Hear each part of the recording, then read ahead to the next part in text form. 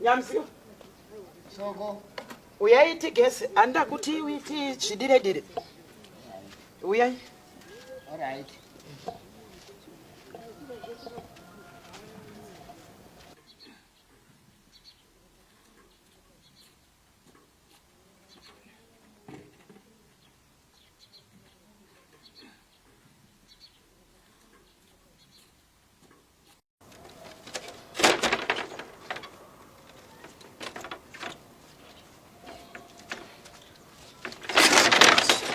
Nyamuzihwa.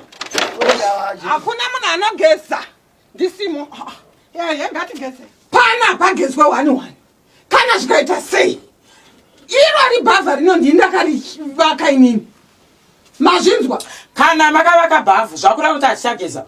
Makuona nezinopepeka kubvira pandakasvika manheru makandishungurudza ndakana urara kana usiku anditi. Zvese zveshe zvandaita zveshe ndakapfava pepeka kwakuri respect. Nyamuzihwa amusiri makanditecherewo vakataura chinyarara. Saka ndoramba chinyarara kusvika kupi? Aiwa. Uyu ndiye adzisa mvura yandirikugeza nhasi. Iwe uchadzisa yako mangwana. Baba, nyara yekuti si. Amai nini? Chikoronyera chenyu chamurida kuita pano, munochiita kumbare. Kwamakakurira. Not here. Pana paitwe chikoronyera. Irina bhavhu nderangu. Kusvika iwe wavaka ruzhowa rwako. Ndorwo unoita madiro aJochina. Not here. Kumbare kwamuri kutaura ikoko ndakaita chikoronyera kare. Saka ezvezvi ndakazoti inini ndichitese ndichitiri pari.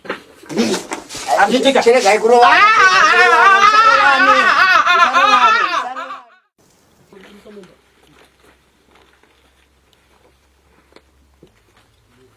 Mamkasema ini. Kwenda daro. Mama waziwe rama. Ati tukuburuta tese chibagi. Unotadza kuamhoreso wakuita sei? Ndimai vangu here vandomhoresa. Apo zvine basa reko zvongoamhoresa. Handimuzive mukadzi uyu. Aiwe iwe ndambodetsana newe here. Wewe ndakakunyararira kubvira musi wandakasvika pano pasana pachinditira manyemu. Hasha ndodzineiko? Ndikukumhoresa. Sura munin'ina wako yandivavarira iye na mai vako kupana panditi. Asi kuna zvekunetsana newe. Aiwa. Amai siyana ina. Munozvigona here zvaunonga chibagezvo? Ndakambozvitira. Ndinokudzidzisai mwana wemene. Manje ndingakudzidzisai sei kumuchita hasha? Chale. Iwe. Ndakamira iwawo vazive rama yako. Iwe kayo. Handichibage ruburutsira apa here. Ndetiburusa chibage tabva tese kumunda. Ani ndande munda ndokuratidza kuti Asi dira chibage uko. Chibage apa.